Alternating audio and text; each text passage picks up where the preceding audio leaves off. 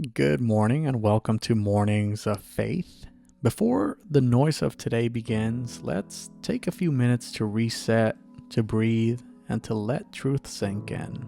Because sometimes the loudest voice we hear is the one in our own head saying, "You're not enough."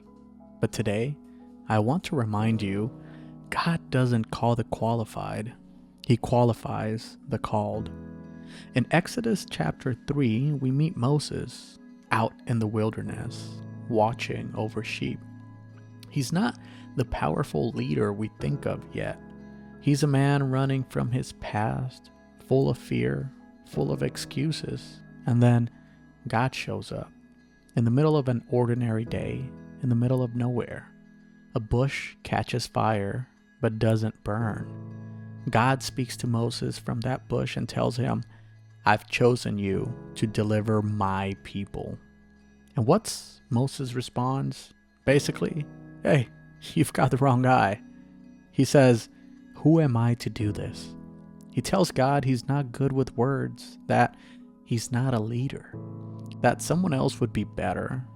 But God doesn't entertain Moses' excuses. He simply replies, "I will be with you." It was never about Moses' ability. It was about God's presence. Now, how often do you feel like Moses? Maybe God has placed something in your heart, a dream, a purpose, a next step, and your first thought is, "I'm not ready. I'm not enough. I don't know how."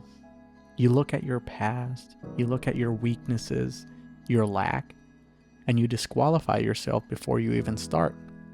But here's the truth. God is not waiting for you to be perfect. He's not asking for a flawless resume. He's asking for your yes. The calling isn't about what you bring to the table.